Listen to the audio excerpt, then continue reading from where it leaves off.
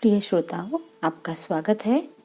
आज मैं आपके समक्ष ऋषि विश्वामित्र से जुड़ी हुई बहुत सारी बातें जो हम सबके जीवन को बहुत प्रभावित करती हैं और हमारी जीवन शैली में, हमारे इतिहास में बहुत उत्तम स्थान रखती हैं।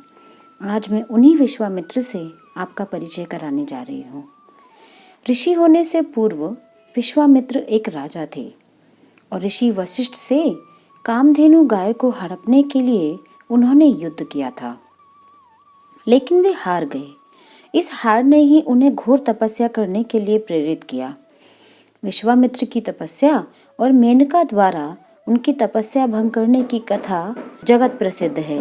विश्वामित्र ने अपनी तपस्या के बल पर त्रिशंकु को सशरीर स्वर्ग भेज दिया था, लेकिन स्वर्ग में उन्हें जगह नहीं मिली। तो विश्वामित्र ने एक नए स्वर्ग की रचना कर डाली और इस तरह ऋषि विश्वामित्र के अनेक किस्से सुनने को मिलते हैं। माना जाता है कि आज भी हरिद्वार में जहाँ शांति कुंज है, उसी स्थान पर विश्वामित्र ने घोर तपस्या करके इंद्र से रुष्ट होकर एक अलग स्वर्ग की रचना की थी और विश्वामित्र ने इस देश को ऋचाएं बनाने की विद्या दी और गायत्री मंत्र की रचना की, जो भारत के हृदय में और जीवा पर हजारों सालों से आज तक अनवरत निवास कर रहे हैं। विश्वामित्र वैदिक काल के विश्व विख्यात ऋषि यानी कि योगी थे। ऋषि विश्वामित्र बड़े ही प्रतापी और तेजस्वी महापुरुष थे। ऋषि धर्म ग्रहण करने से पूर्व वे बड़े ही पराक्रमी और प्रजावत्सल राजा थे। प्रजापति के पुत्र कुश, कुश के पुत्र कुशनाभ और कुशनाभ के पुत्र राजा गाधी थे। विश्वामित्र जी उन्हीं गाधी के पुत्र थे। विश्वामित्र शब्द विश्व और मित्र से बना है, जिसका अर्थ है सबके साथ मैत्री अथवा मित्रता करने वाला। एक दिन राजा विश्वामित्र अपनी सेना को लेकर वशिष्ठ ऋषि के आश्रम में गए। विश्वामित्र जी उन्हें प्रणाम करके वहां बैठ गए। वशिष्ठ जी ने विश्वामित्र जी का यथोचित आदर सत्कार किया और उनसे कुछ दिन आश्रम में रहकर आतिथ्य ग्रहण करने का अनुरोध किया। इस पर यह विचार करके कि मेरे साथ एक विशाल सेना है और सेना सहित मेरा आतिथ्य करना वशिष्ठ जी को कष्टकारी होगा, वे ये सब कैसे कर पाएंगे, वो विनम्रता पूर्वक जाने की अनुमति मांगते हैं। किंतु वशिष्ठ जी के अत्यधिक अनुरोध करने पर थोड़े दिनों के लिए उनका आतिथ्य स्वीकार करते हैं। वशिष्ठ जी ने और कामधेनु गाय की पुत्री थी नंदिनी, तो नंदिनी गांव का आह्वान किया और विश्वामित्र तथा उनकी सेना के लिए अनेक प्रकार के व्यंजन और समस्त प्रकार के सुख सुविधा की व्यवस्था कर दी। वशिष्ठ जी के आतिथ्य से विश्वामित्र जी और उनके साथ आए सभी लोग बहुत प्रसन्न हुए। नंदिनी गाय का चमत्कार देखकर विश्वामित्र जी ने उस गाय को वशिष्ठ जी से मांगा, पर वशिष्ठ जी बोले, राजन, यह मेरी गाय है और यही मेरा जीवन है और देवताओं से मुझे ये मिली है, मैं इसे किसी भी कीमत पर आपको नहीं दे सकता। वशिष्ठ जी के इस प्रकार कहने पर विश्वामित्र जी ने ताकत के बल पर गौ माता को पकड़ लेने का आदेश दिया और उसके सैनिक उसे गाय डंडे और हाँकने लगे और डंडे मारने लगे। इस पर नंदिनी गाय क्रोधित हो गई और उन सैनिकों से अपना बंधन छुड़ाने के लिए उसने दिव्य शक्तियों से उन पर प्रहार किया और वशिष्ठ जी के पास आकर विलाप करने लगी। वशिष्ठ जी बोले कि नंदिनी, यह राजा मेरा अतिथि है, इसलिए मैं इसको श्राप नहीं दे सकता और इसके पास विशाल सेना होने के कारण इसे युद्ध में भी विजय प्राप्त नहीं कर सकता। मैं स्वयं को विवश अनुभव कर रहा हूँ। उनके इन वचनों को सुनकर नंदिनी ने कहा कि हे ब्रह्म ऋषि, आप मुझे आज्ञा दीजिए, मैं एक क्षण में इस क्षत्रिय राजा को उसकी विशाल सेना सहित नष्ट कर दूंगी। और कोई उपाय ना देख वशिष्ठ जी ने नंदिनी जी को अनुमति दे दी। आज्ञा पाते ही नंदिनी ने योग बल से अत्यंत पराक्रमी मारक शस्त्रार्थों से युक्त पराक्रमी योद्धाओं को उत्पन्न किया, जिन्होंने शीघ्र ही शत्रु सेना को मारना काटना आरंभ कर दिया। अपनी सेना का नाश होते देख विश्वामित्र के 100 पुत्र अत्यंत कुपित होकर वशिष्ठ जी को मारने दौड़े। वशिष्ठ जी ने उनमें से एक पुत्र को छोड़कर शेष सभी को अपनी तपस्या के बल पर भस्म कर दिया। अपनी सेना तथा पुत्रों के नष्ट हो जाने से विश्वामित्र बड़े दुखी हुए और अपने बचे हुए पुत्र को राज सिंहासन सौंपकर वे तपस्या करने के लिए हिमालय की कंदराओं में चले गए। कठोर तपस्या करके विश्वामित्र जी ने महादेव जी को प्रसन्न किया और उनसे दिव्य शक्तियों के साथ संपूर्ण धनुर्विद्या के ज्ञान का वरदान प्राप्त किया। इस प्रकार संपूर्ण धनुर्विद्या का ज्ञान प्राप्त करके विश्वामित्र बदला लेने के लिए वशिष्ठ जी के आश्रम में पहुंचे। उन्हें ललकार कर विश्वामित्र ने अग्निबाण चढ़ा दिया। वशिष्ठ जी ने भी अपना धनुष संभाल लिया और बोले कि मैं तुम्हारे समक्ष खड़ा हूँ, तुम मुझ पर वार करो। और क्रुद्ध होकर विश्वामित्र ने एक के बाद एक आग्नेय अस्त्र, वरुणास्त्र, रुद्रास्त्र, इंद्रास्त्र तथा पाशुपत अस्त्र एक साथ छोड़ दिया, जिन्हें वशिष्ठ जी ने अपने मारक अस्त्रों से मार्ग में ही नष्ट कर दिया। इस पर विश्वामित्र ने और भी अधिक क्रोधित होकर मानवास्त्र, मोहनास्त्र, गांधर्वास्त्र, जुम्भनास्त्र, दारुणास्त्र, वज्र, ब्रह्मपाश, कालपाश, वरुणपाश, पिनाक, धनुष, दंडास्त्र, पैशास्त्र, क्रौंचास्त्र, धर्मचक्र, कालचक्र, विष्णु चक्र, वायव्यास्त्र, मंथनास्त्र, कंकाल, मूसल, विद्याधर, कालास्त्र आदि सभी अस्त्रों का प्रयोग कर डाला। वशिष्ठ जी ने उन सबको, सब ऋषि मुनि उनसे प्रार्थना करने लगे कि आपने विश्वामित्र को परास्त कर दिया है, अब आप ब्रह्मास्त्र अस्त्र से उत्पन्न हुई ज्वाला को शांत करें। इस प्रार्थना से द्रवित होकर उन्होंने ब्रह्मांड अस्त्र को वापस बुलाया और मंत्रों से उसे शांत किया। इस प्रकार विचार करके वे अपनी पत्नी सहित दक्षिण दिशा की ओर चल दिए और उन्होंने तपस्या करके अन्न का त्याग कर केवल फलों पर जीवन यापन करना आरंभ कर दिया। उनकी तपस्या से प्रसन्न होकर ब्रह्मा जी ने उन्हें राजऋषि का पद प्रदान किया।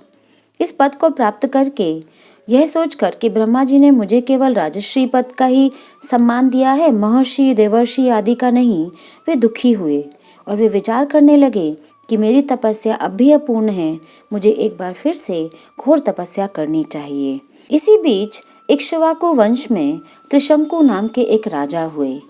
त्रिशंकु सशरीर स्वर्ग जाना चाहते थे, अतः इसके लिए उन्होंने वशिष्ठ जी से अनुरोध किया, किंतु वशिष्ठ जी ने इस कार्य के लिए अपनी असमर्थता जताई।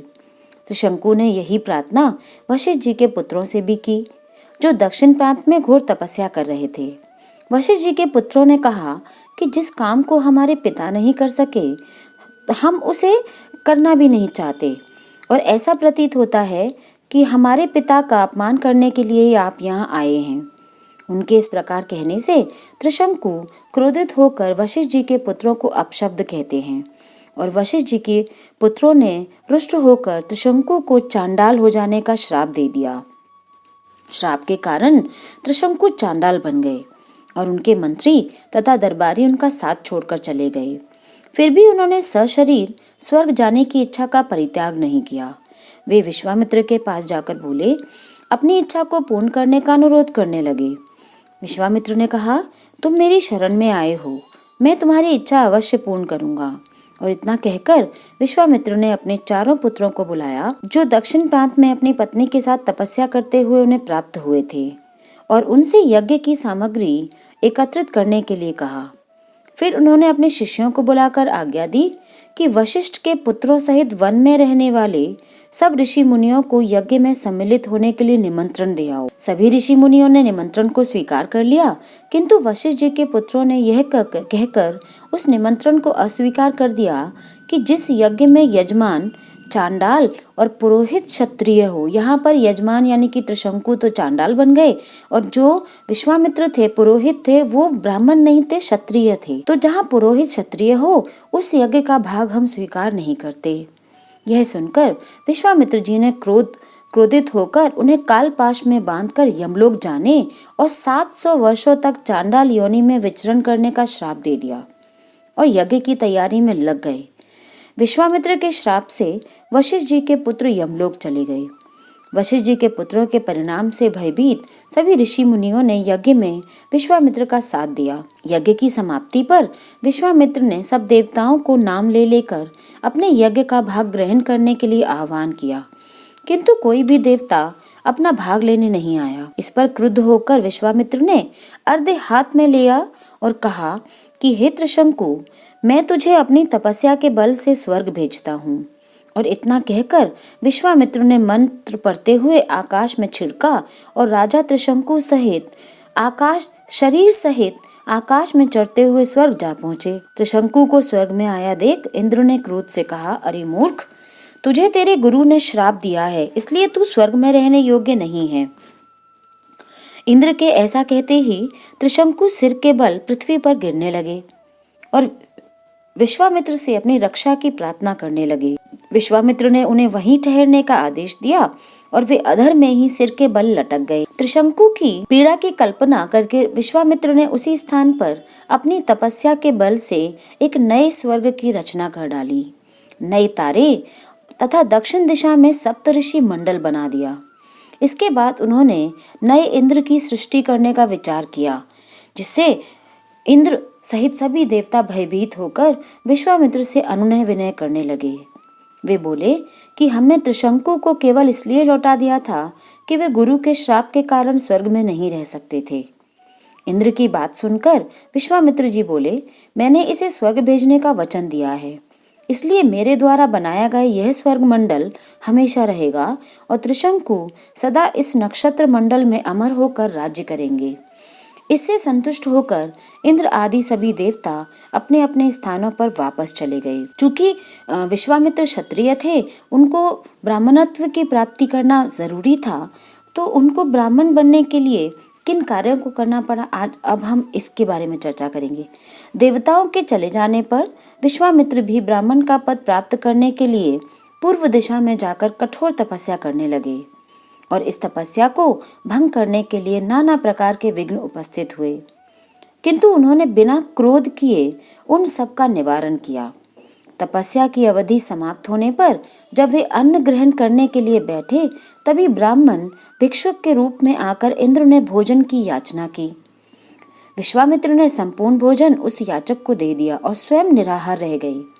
इंद्र को भोजन देने के पश्चात विश्वामित्र के मन में विचार आया कि संभवतः अभी मेरे भोजन ग्रहण करने का समय नहीं आया है, इसलिए याचक के रूप में यह ब्राह्मण उपस्थित हो गया।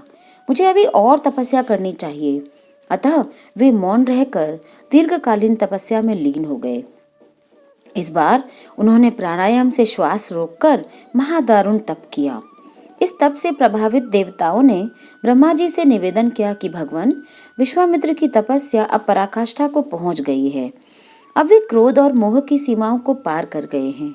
अब इनके तेज से सारा संसार प्रकाशित हो उठा है। सूर्य और चंद्रमा का तेज भी इनके सामने फीका पड़ रहा है।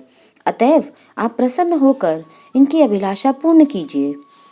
देवताओं के इन वचनों को सुनकर ब्राह्मण की उपाधि प्रदान की, किंतु विश्वामित्र ने कहा कि हे भगवान, अब आपने मुझे ये वरदान दिया है तो मुझे ओमकार, षटकार तथा चारों वेद भी प्रदान कीजिए। प्रभु, अपनी तपस्या को मैं तभी सफल समझूंगा जब वशिष्ठ जी मुझे ब्राह्मण और ब्रह्म ऋषि मान लेंगे। चूंकि यहाँ पर क्षत्रिय से ब्राह्मण करना और शक्ति प्राप्त करना जो मन में ठानी थी विश्वामित्र ने, वो सिर्फ वशिष्ठ जी को हराने के लिए, चूंकि शक्तियों में वशिष्ठ जी से वो हार चुके थे और उनके ऊपर अपनी जीत को सिद्ध करना चाहते थे। परंतु जो मार्ग ईर्ष्या द्वेष से ब्राह्मणत्व और सिद्धि की तरफ, तपस्या की तरफ पहुंचा, तपस्या के उपरांत फल प्राप्त करने के बाद वो एक ब्राह्मण के रूप में सभी गुणों को अपनाने के योग्य बन चुके थे और इसीलिए अब वो चाहते थे कि सभी पिछली बातों को भूलकर वशिष्ठ जी भी उनको ब्राह्मण के रूप में स्वीकार करें। विश्वामित्र की बात सुनकर सब देवताओं ने वशिष्ठ जी के पास जाकर उन्हें सारा वृत्तांत सुनाया और उनकी तपस्या की कथा सुनकर वशिष्ठ जी विश्वामित्र के पास पहुँचे और उन्हें अपने हृदय से लगाकर बोले, विश्वामित्र जी, आप वास्तव में ब्रह्म ऋषि हैं। मैं आज से आपको ब्राह्मण स्वीकार करता हूँ। और इस तरह से महान क्षत्रिय राजा एक महान ऋषि के रूप में अपने अस्तित्व से हम सभी को सदैव के लिए गौरवान्वित करते आए हैं। मैं उसी ऋषि विश्वामित्र को हृदय से नमन करती हूँ। बहुत बहुत धन्यवाद।